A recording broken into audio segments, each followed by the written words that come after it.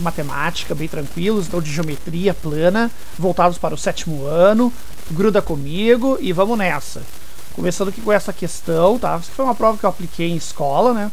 Então, o volume de um paralelepípedo com dimensões de 5... Eu vou usar uma outra cor aqui para ser o meu trabalho, né? Um volume de um paralelepípedo com dimensões 5, 7 e 9. Então, vamos dar uma olhadinha aqui. Como é que se calcula o volume de um paralelepípedo? Que é o que ele quer aqui, né? O volume é simplesmente a multiplicação do comprimento pela largura pela altura, tá? Então, 5 centímetros pode ser o comprimento, 7 centímetros pode ser a largura e a altura pode ser 9. Não importa aqui se é nessa ordem ou se é em outra ordem, porque na multiplicação existe a comutatividade. Tu pode inverter a ordem das parcelas que não vai alterar o resultado. Assim sendo, basta fazer aqui, ó, 5 vezes 7 vezes 9. Isso é a mesma coisa que, vamos pegar aqui, 5 vezes 7 vai dar 35, vezes 9. Então, 35 vezes 9. 30 vezes 9, 270. 5 vezes 9, 45.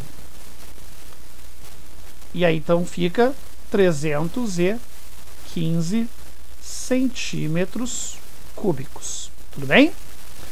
Próxima questão.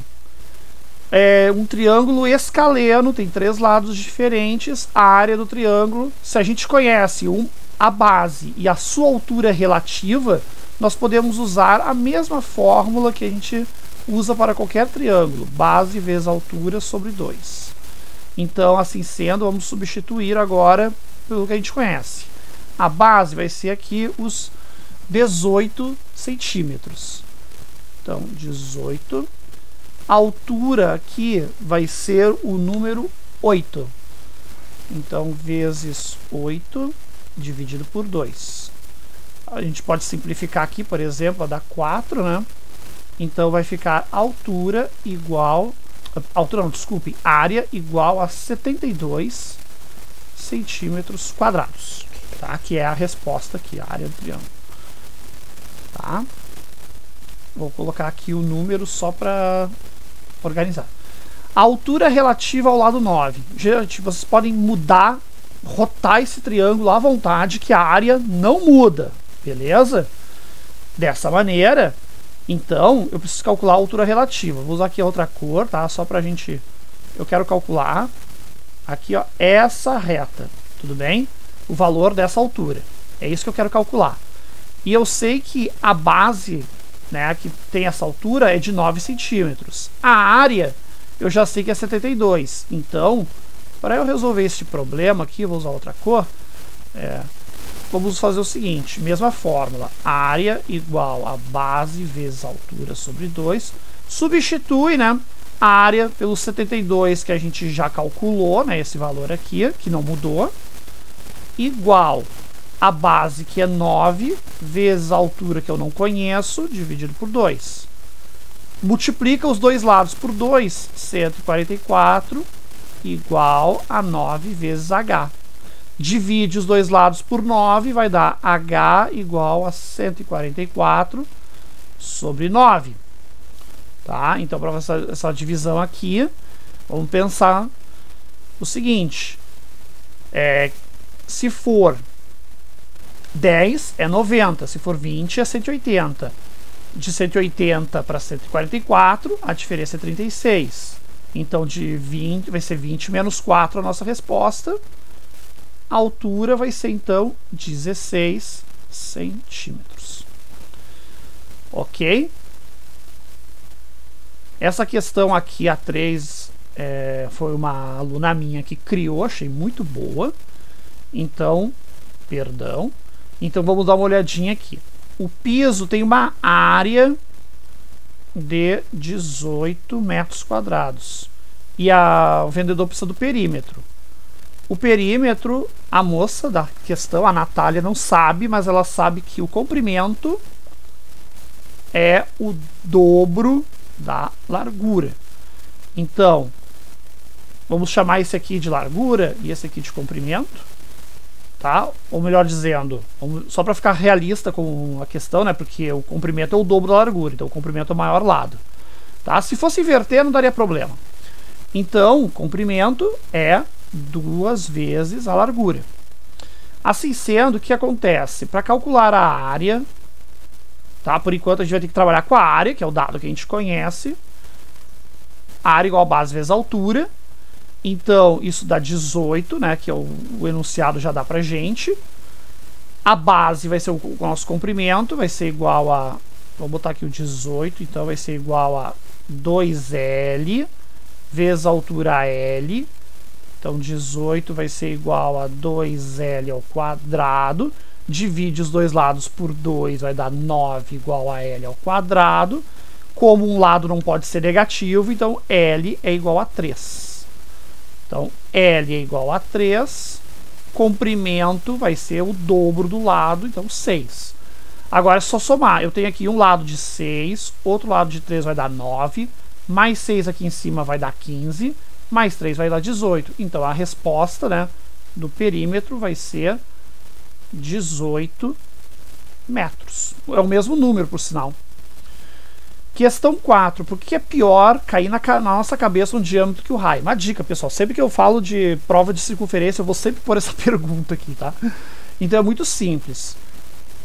Vamos lá. O raio, pessoal, é a distância do centro até a borda da circunferência, enquanto que o diâmetro ele é a distância de um pedaço da circunferência até o outro passando pelo centro. Ou seja, ele tem um raio para a direita e o raio para a esquerda, entre aspas, porque a gente poderia fazer isso aqui para qualquer direção, certo? Então ele tem 2 raios. Por isso que é pior um diâmetro cair na cabeça, porque a resposta é essa, o diâmetro é 2R. Qualquer coisa que você escreveu relacionada a isso está valendo. Círculo. É bem simples, tá? Basicamente, o círculo, que é... O círculo é o pintado, é a figura preenchida, tá? Enquanto que a circunferência é a borda. Essa é a diferença. Simples assim. Tá? Vamos adiante. Explique porque a soma dos ângulos internos de um triângulo é igual a 180. Tem 2 maneiras de demonstrar. A maneira mais formal seria essa, né? Vou pegar aqui uma cor azul, aqui, pode ser. Vamos desenhar um triângulo. Faz de conta que é um triângulo bonitinho, retinho. Eu tenho aqui o ângulo alfa, o ângulo beta, o ângulo gama. Agora eu tenho aqui uma reta paralela a este lado, né? E aqui eu tenho um prolongamento dos dois lados, tá? Então, o ângulo alfa, ele é correspondente deste ângulo aqui, ó. Reparem que esses ângulos aqui são do mesmo tamanho, porque de acordo com retas paralelas e uma reta atravessada, né? Elas estão na mesma posição. Então, aqui nós temos o ângulo alfa. Aqui, pelo mesmo raciocínio, a gente vai ter o ângulo beta. Tá? Aqui este ângulo aqui é correspondente deste. E, finalmente, este ângulo ele é oposto a este pelo vértice, portanto, ele é congruente. Repare que nós formamos aqui o desenho da meia-lua. Portanto, dessa maneira, alfa mais beta mais gama igual a 180. Quais foram as questões que eu não considerei? É quando o aluno respondeu assim, porque todo triângulo tem 180. Não, isso aí tu está afirmando a mesma coisa que eu. Quero que tu me explique o porquê, tá? Outra resposta que é aceitável também é pegar aqui o triângulo, né? E vocês repetirem a experiência de laboratório, né? A gente pega aqui, por exemplo, fazer com uma outra cor. A gente corta aqui o triângulo dessa forma, né? Faz esse recorte aqui no triângulo. E aí pega esses pedaços aqui e junta, né? E aí vai dar direitinho aqui o 180, vai dar algo desse tipo aqui, ó. Este aqui fica como tá, este aqui a gente vira para cá, né? Esse aqui virado, e esse aqui a gente encaixa do ladinho aqui, e aí dá o 180 também. Por que para fazer mosaicos de polígonos regulares só é possível fazer com triângulos e quadrados e hexágonos? Tá? Muito simples. O mosaico, então, é um conjunto de figuras iguais, em sequência. Então dá para fazer com quadrado, dá para fazer com triângulo, né? Fica bonitinho aqui, tá? Tirando a minha coordenação motora só, né? E dá para fazer com hexágono também. Você já sabe que minha coordenação motora é horrível, mas eu não preciso também ficar forçando, né?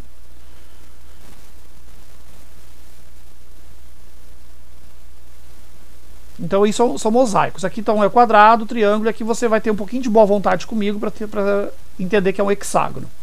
Bem, por que só dá para fazer com essas figuras? Se eu tentar com outra, o que vai acontecer? Se eu tentar com outra, uma figura vai se atropelar. Qual outra? Se eu tentar, por exemplo, com um pentágono, eu vou ter aqui um pentágono passando em cima do outro. Então o que a gente faz? Por que isso acontece? Pelo motivo muito simples. Aqui, pessoal, o triângulo equilátero, nós já vimos na questão anterior, que os três ângulos somados dão 180. Então, o ângulo de um triângulo equilátero vai ser igual a 60 graus. 60 graus é divisor de 360. 360, se você observar, é uma volta completa. Então, eu tenho aqui 6 ângulos de 60 graus, somados aos 360. O quadrado, você já sabe que é um ângulo reto. Então, vou pegar 4 ângulos retos, vai dar certinho os 360 graus. E o hexágono, tá? Aí vai dar, o ângulo dele é 120 graus, tá? O hexágono. Não vou desenhar de novo. 120 graus aqui, e também é divisor de 360. Bem, pessoal, o próximo divisor de 120 tem que ser 180. Não tem outro. O próximo divisor de 360, desculpe. Depois do 120 é o 180. Entre 120 e 180, nenhum número é divisor de 360. Então, todos os outros polígonos que são maiores do hexágono, por exemplo, heptágono, octógono, eniágono, etc., todos eles vão ter ângulos internos, pensando nos regulares, né, que não são divisores de 360.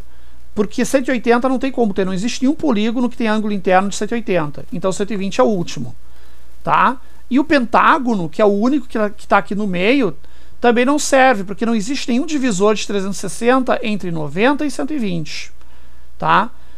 E 60 é o mínimo. É claro que existem outros divisores inferiores a 360, só que como o triângulo é o menor dos polígonos, então o menor dos ângulos internos de todos os polígonos regulares, o menor é o 60. Logo, só sobrou 60, 90 e 120. Beleza? Aqui nessa questão, por que não é possível um triângulo que tenha lados iguais a 6 e 7 e 13? É muito simples, moçada. 6 mais 7 é igual a 13. Olha só. Vejam comigo. Vamos supor que este lado aqui é 6, tá? Vamos supor agora este lado ligeiramente maior, 7. Como o lado 13 é a soma dos outros dois, então, o que vai acontecer? Ele vai ter exatamente o mesmo tamanho deles. Tá? Então não tem como eu pegar e transformar isso aqui num triângulo, porque eu vou ter que dobrar esses lados aqui, e aí necessariamente vai ficar menor o lado 13, tá? Mas a explicação mais técnica que tem é da condição de existência de um triângulo, que diz o seguinte: os dois lados menores somados são maiores do que o lado maior, tá? Essa questão aqui, ó, eu vou fazer só a letra A, beleza? Então, nós temos aqui uma haste que não tem área, é uma área desprezível, e nós temos aqui um trapézio e um triângulo. Tem várias estratégias que você pode adotar, certo? É meio complicado você contar quadradinhos quando você tem um triângulo, né, por causa desse recorte. Mas olha o que você pode fazer. Você pode contar aqui, ó, 1, 2, 3, 4, 5, 6, 7, 8. A base é 8. 1, 2, 3, 4, 5, 6, 7, 8. A altura é 8 também. Então vai dar 8 vezes 8 dividido por 2. 64 dividido por 2 igual a 32. Então a área do triângulo amarelo é 32 centímetros quadrados. O trapézio, moçada, aqui ó, é 1, 2, 3, 4, 5, 6, 7, 8, 9, 10. E aqui é 6, se eu não me engano. 6. Tá? E a altura é bem fácil, a altura é 2. Para você calcular a área de um trapézio, você vai fazer a média das duas bases, da inferior e da superior. Média, o que que é? Somar e dividir por 2, né? Vamos chamar de Bzão e Bzinho. E multiplicar pela altura. Então, vai dar 10 mais 6 sobre 2, multiplicado por 2. Aí vai dar 16 sobre 2 vezes 2, que é 16. Então, esse trapézio tem área de 16. 32 da vela do barquinho mais 16 do corpinho dele vai dar 48 centímetros quadrados, que é a nossa resposta. Certo? Segura um pouquinho que tem mais aí. Ó, pessoal, outra versão aqui dessa prova, eu vou fazer só as questões que são diferentes, tá? Então, qual é o volume em decímetros cúbicos? Olha, presta atenção na unidade, decímetros cúbicos do paralelepípedo retângulo, que tem 6, 7, 9. Então a gente já viu lá na primeira questão da outra prova, né, que o volume é só multiplicar as grandezas. Tá? Aí vai dar 6 vezes 7, 7 vezes 9, enfim, né, 63, então vamos fazer dessa ordem aqui, vezes 6, vai dar 60 vezes 6, 360, mais 3 vezes 6 vai dar 18, 378 centímetros cúbicos. Só que ele quer em decímetros, né? Para achar o volume de centímetros para decímetros, tá? De centímetro cúbico para decímetro cúbico, se a gente pegar aquela gradezinha lá, né? Das unidades, a gente tem aqui os milímetros, os centímetros, os decímetros, o metro e o decâmetro e assim por diante. Agora, meus queridos, tem um detalhe. Quando a gente está falando de volume, nós temos 3 dimensões: comprimento, a largura e a altura. Então a gente tem que usar 3 algarismos para cada casa. Ou seja, para eu converter de centímetro para decímetro, como eu estou indo para a esquerda, eu tenho que dividir. Se fosse comprimento, eu dividiria por 10. Como são 3 dimensões, eu tenho que dividir por 10 no comprimento, dividir por 10 mais uma vez na largura e dividir por 10 uma terceira vez pela altura. Dividir por 10 3 vezes, que é a mesma coisa que dividir por 1000. Então, a vírgula corre 1, 2, 3 casas. O resultado vai ser 0,378 decímetros cúbicos. Tá? Então, vamos para a próxima questão aqui. Sabendo que a soma dos ângulos internos de um triângulo é 180 graus, indique a soma dos ângulos de um heptágono. Olha aqui, ó. Quem sabe a fórmula, mete a fórmula direto, não tem problema. Quem não sabe, aproveita e aprende com esse desenho aqui. Olha aqui, ó. Eu posso dividir isso aqui em triângulos dessa maneira. Tá? Na questão anterior, nós já aprendemos que a soma dos ângulos internos de um triângulo é 180. Aqui dentro eu tenho 1, 2, 3, 4, 5 triângulos. 5 triângulos, ou seja, 5 vezes 180 igual a 900 graus. Essa é a resposta. Quem quiser fazer por fórmula, basta fazer a seguinte fórmula aqui, ó. Soma dos ângulos. Então vai ser 180 vezes n menos 2, então vai dar 180 vezes 7 menos 2, que vai dar os 180 vezes 5 ali em cima, que vai dar os mesmos 900. Aqui na questão 7, o dodecaedro, 12 faces pentagonais, ele quer saber o ângulo interno da face pentagonal.